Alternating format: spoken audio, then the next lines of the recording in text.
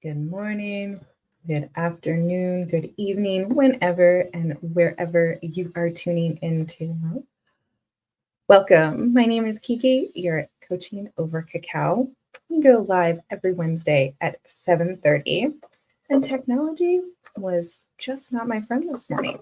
Kept getting kicked off of Facebook, AirPods wouldn't connect, the whole deal. So I'm going to record this and pop it in because I feel like this is a really important topic. So rules of engagement, boundaries, and non-negotiables. This has been dropping in very heavily for my higher self in meditations and in working with clients. I felt it was really important to chat about it. But I would love to hear from you. Where are you tuning in from? City, state, country? We're a global group, so very excited and grateful you are here. Grab your cacao or warm beverage of choice. It's kind of starting to get cold here in Maryland, but not quite. We're still having a bit of humidity, but fall is definitely right around the corner. How is everyone feeling after last night's Pisces full moon, partial lunar eclipse, all the things? It's funny, the night before I was very restless, had trouble sleeping, lots of things to release, lots of journaling and meditating. Last night, slept through the night. We also couldn't see it. It was a very cloudy, rainy night, and we need the rain for sure. So could still feel it, right? And we're still in that full moon energy. So holding space for you as things are being released, calling in new things. I love the energy of the full moon. So rules of engagement, boundaries, and non-negotiables. What the heck are they? Why do they matter for you, for your business? And what can they help you create in your life and business? I've had some folks drop comments in the group and some reach out to me with questions as well. Thank you. Thank you. And today we're going to focus on how these three things relate to social media and clients. And I'm going to do a part 2 on Friday and how they relate to relationships of family, friends, spouse, significant other, some of those closer relationships. So I wanted to split it up so it wasn't inundated, and I want to give both the proper time that they deserve. So real quick, an announcement. Very excited to begin to offer my Celtic Healing Portal twice a month. So every other week, I'm working on the dates for the rest of the year, but our next one is this Tuesday, the 24th, 7:30 p.m. Eastern. We meet live over Zoom for about an hour, and it has been very magical and transformational for myself and for everyone who attends. And it was unanimous that once a month wasn't enough. There's a lot going on in the collective, and as healers, it's a great way to take care of yourself and get a little healing. We do a little journaling, then there's a meditation, and everyone goes on a journey and gets exactly what they need. So the group receives Celtic Reiki. I go around and give individual Celtic Reiki to each person, and every time it's been different. Sometimes a tree comes forward, sometimes an animal, sometimes I'm directed to a certain chakra, sometimes messages come through. We do get a group message each time. So guides and guardians are there, channeled messages come through that interests you, and you're like, oh, yes, I need a little bit of that. I will drop the link in the comments for you. So let's chat about these three terms. Rules of engagement. I was first introduced to that term as it relates to business when I was in college and I was working retail. My boss sent me to management camp in Boulder, Colorado. It was absolutely gorgeous and learned so much, and so grateful for that training, because in the sales world, retail in particular, a lot of times managers take their top performer and promote them into management, but then don't teach them how to be managers and then wonder why their sales drop. So this was brilliant. So went to this management camp. It was 4 days, a month for 4 months. But one of the first things they had us do was kind of an overhaul of the rules. And as it relates to sales, like who gets credit for the sale, we had what we called an up system. So who was next? So we had a few ladies on the sales team who I called sharks. So say the businessman in a suit walked in, they would beeline for him because like, oh, I'm going to make a good sale, get good commission. But then the little old lady came in and she had a bunch of repairs, her necklaces tied in knots. They're like, oh, Kiki, you can handle that. So this was a fair system. And then also if you needed to turn it over. So maybe someone was asking about products and you didn't have the expertise. If you turned it over after getting to a certain point in the sale, who got credit? So it's really having to do with people's money in that situation, right? The commission. And what we did, we included the staff in making the rules. So they all were brainstorming and coming up with what they felt were fair and reasonable rules of engagement.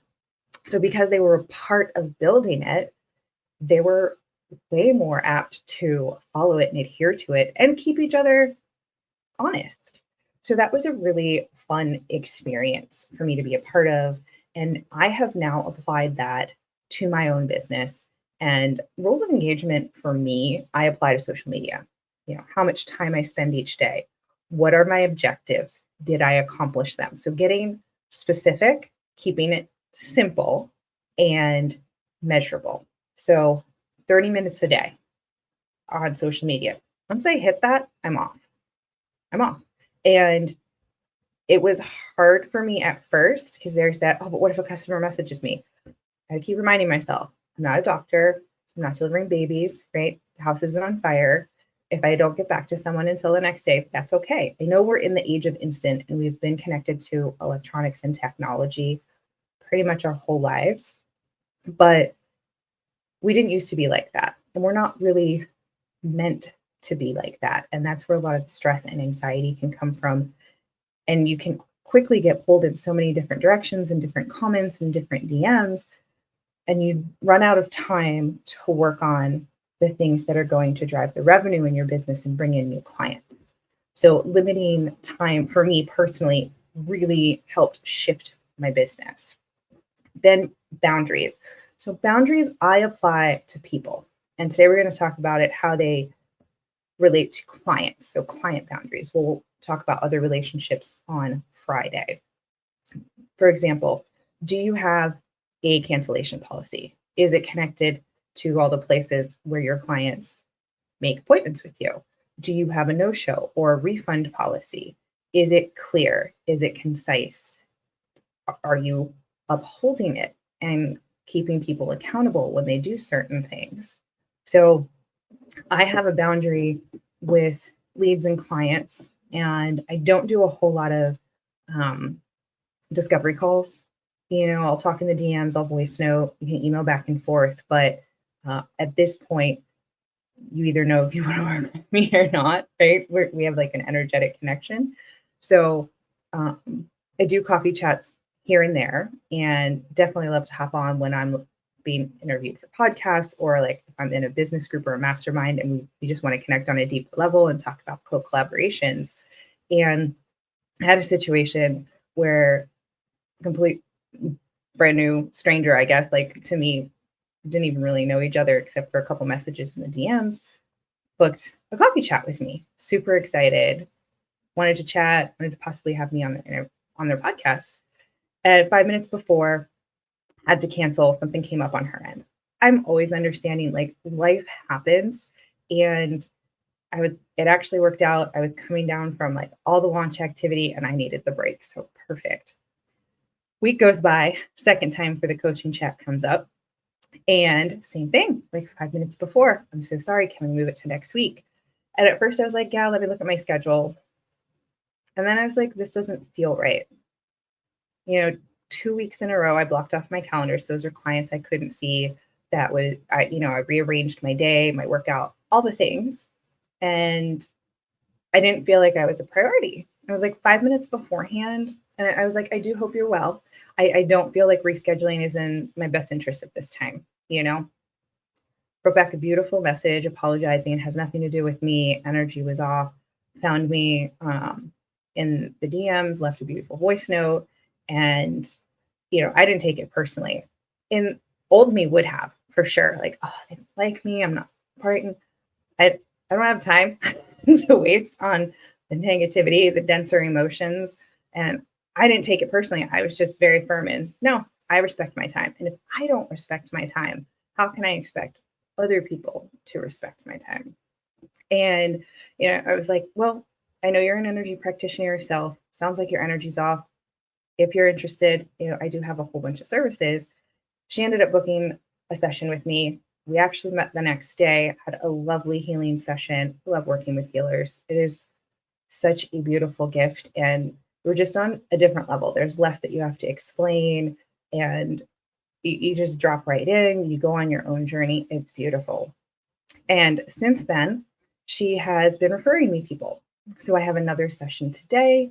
I had another woman email me about getting on my schedule. So you never know how standing up for yourself and holding those boundaries in a kind, compassionate, beautiful way, the universe will respond and reward you for it. So that is one example. I didn't start there. I have had situations where I did give people a pass on canceling late on me as a paid client, learned my lesson the hard way. So definitely don't recommend that. If anything, button down the hatches, make sure everything is clear with your cancellation and refund policy. They definitely want to start there. And again, with clients, what access do they have to you, right? I know we are in the healing space. I like to text or email clients a day or two after to check in on them, because we all know like it takes that 24 to 48 hours to integrate. But also, I don't keep that container open. And then if they want more than just a few chats back and forth, that's another session. So what feels good, what feels authentic to you, your business, and how you want to show up in the world and how you want to serve your clientele. Okay, I'm just sharing what works for me. And that's come with a lot of trial and error, right? And I noticed that even though I had cancellation and refund policies, it wasn't in all the places. So it might be on my website, but I didn't transfer it to Calendly. So I've been patching up some of the holes in my business bucket recently to cover myself, right? If it's clear, if it's in writing, if it's communicated, it's pretty normal and it doesn't ruffle feathers, right?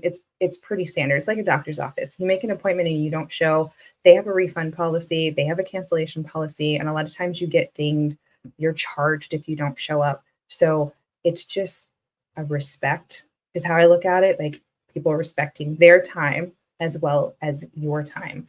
So client boundaries and also social media boundaries. Like I don't respond to DMs over the weekend. I really don't. And then I've been doing no social Sunday, which has been beautiful. The one exception was during my launch. So you're the boss. You get to break the rules that you make. You get to make exceptions. You get to change the parameters. So maybe you create them and you try them out and you're like, 1 and 2 feel good, but 3 needs a little bit of work, right? Give yourself that permission. And then non-negotiables.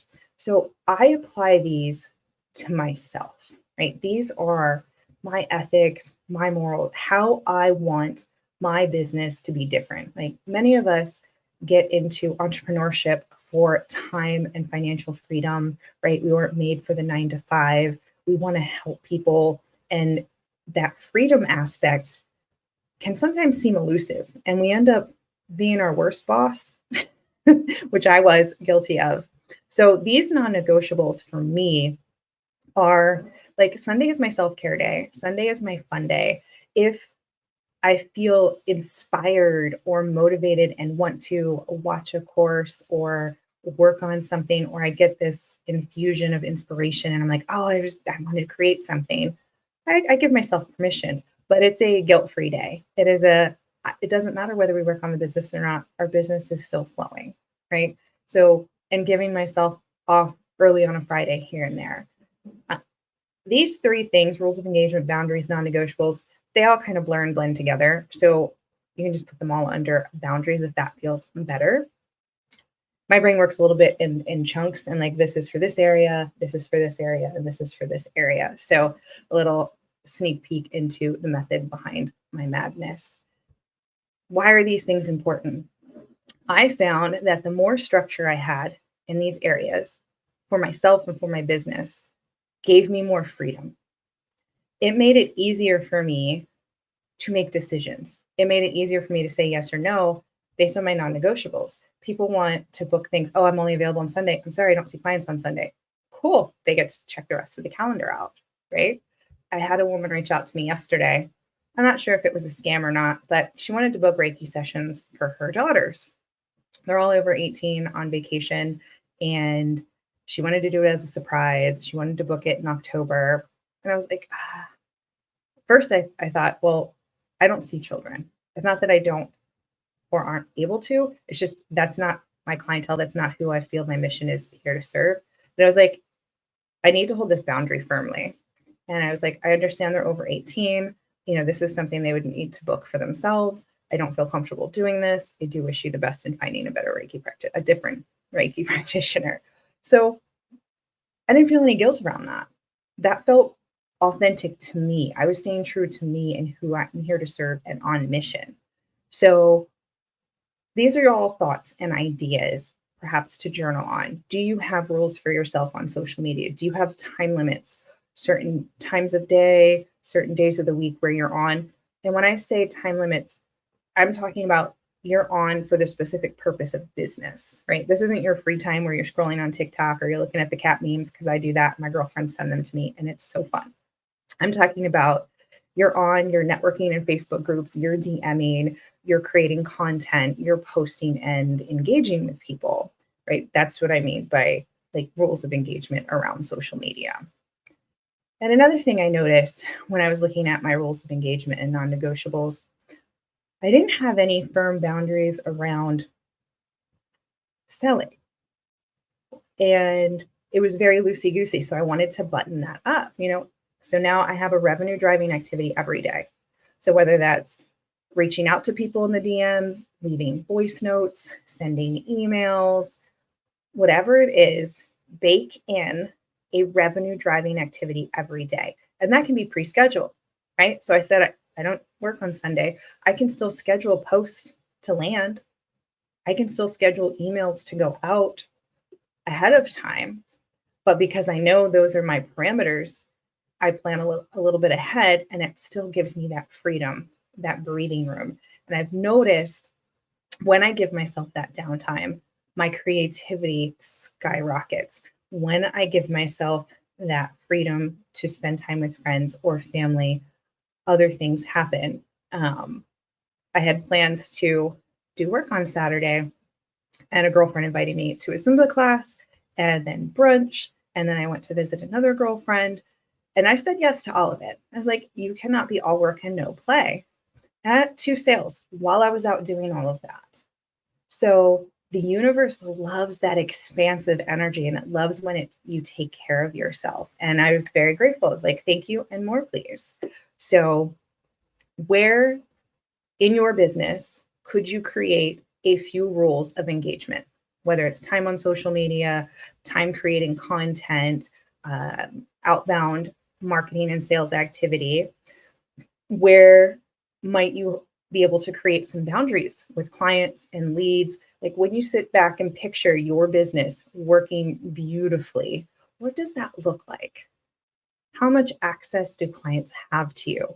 When are your working hours? When are you available to the public? And when do you shut down for business to take care of yourself and be with your friends and your family, right? Do you have that woven in? Are you building your business around your life, or are you building your life around your business? And this is where I was, and I worked really hard to flip it.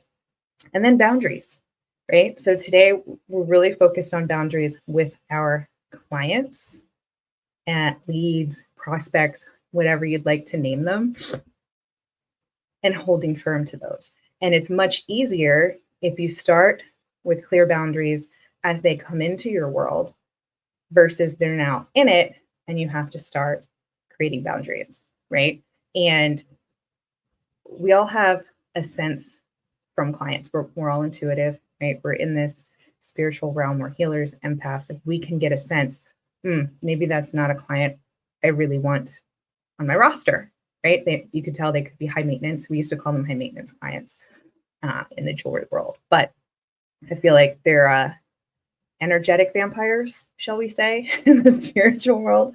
So being careful with that and being comfortable saying no, and turning away business. That is one lesson I wish I could tell my younger business self, is say no. Say no. Don't say yes because you're desperate and you need the money, because it's not going to be worth the time and energetic drain. So being comfortable and being confident to say no, and it does get easier. I promise you. So, great question. Biggest challenges you face when setting healthy boundaries. So, that's going to vary on the person, because we all have different inner child wounds and just wounds in general that we're working through that could be triggered as we're setting boundaries. It matters where you are in your spiritual journey as well, how awakened you are, what you've healed through already, and also who you're setting boundaries with. So for me, I find it really easy to set boundaries with almost complete strangers, right? But I feel like the closer you get to your family, friend, significant other, the harder that is, right? You spend more time with them. There's that deeper connection. And we'll talk about that in part 2 on Friday. But it does get easier. And the hardest, scariest part is starting, right? And you will be tested. So knowing that you're going to be tested, people will test you. You say no, they're going to come at you again. I did an impromptu video after visiting my family last month, and my dad was a pastor, Christian conservative, and a lot of fear mongering and paranoia with a lot of the religion that I was surrounded with. And I respected it. I lived under his house. I went to church and vacation Bible school and youth group. And I mean, Sunday was all about church, choir, potlucks, you name it. The whole day was church. And then I left, went to college, and really expanded my knowledge base. And I'm not into the religions that are promoting that fear and that paranoia, and I don't partake in any of that. So I had an experience where I told them, I said, I love visiting you guys. I'm not here for Bible study. I'm not here to hear about the Bible. I am not here for the rapture. And because again, it was just, I don't know what emails he's getting or who he's following, but it's doom and gloom. And I was like, I control what goes in. And I was like, I control what I listen to, what I watch, what I eat, the whole 9 yards. And I was like, respectfully, I'm not interested, right? Just shifting of the topic. You could have heard a pin drop. Again, I was kind, I was compassionate. I stated my case. I didn't have to give why, but I wanted to. And about 10 minutes goes by. He starts pulling out Bible books. So gave them both a hug, said I loved them, and I left. It was difficult, and I'm very proud of myself for taking that step and holding firm to that boundary. I got to my car. I mean, my hands were shaking. My central nervous system was all out of whack. And I sat with that, and my inner children were freaking out, right? Because we went right back to when we were little, and I was like, we're okay. We are safe. We are loved. We're not broken. We don't need to be fixed, right? We're not going to hell because we held a boundary. We stood up for ourselves. We were respectful. And then my nervous system started to calm down. And that leads into the next question, right? How do you stay firm on the boundaries without feeling guilty or selfish? Embracing it and knowing it's going to come, but then following that thread, right? How I said it's going to be different for everyone. So that I followed the thread, and it went to a very specific time and place in my childhood. I have been working very closely with my inner child and inner children of various phases, and working through and healing certain wounds. Like that fear of abandonment is real. Like if I'm not good enough, or if I don't do well, will my parents still love me, right? If I don't have a use or a purpose, will I still be needed and wanted? Right? These are very real fears and thoughts, and they may stem from different ages of your childhood, your inner children, right? Because we have more than one. And so where is that guilt coming from? Is it from an outside source, a caregiver or society or like an external programming, right? If you put yourself first, you're selfish. I find that a little bonkers because every plane you go on, the first thing they tell you to do is put on your oxygen mask first before helping anyone else. Yet in all other areas, we're selfish if we put ourselves first before helping others. Well, I don't know about you, but if someone's not at peak performance, I don't want them working on my energy, right? So we have to take care of ourselves to show up in our best light, our highest energy, our clearest channel to serve others. And I was being interviewed on a podcast a week or so ago. And we were talking about, I don't want to serve from a half cup. I don't want to serve from an empty cup. I want to serve people from the overflow because I've got so much energy. I've taken great care of myself. And they're like, oh my gosh, I want to be around that. And that's going to attract your people as well. It's going to bring in more clients because they're attracted to your light. You've taken care of yourself. You're glowing.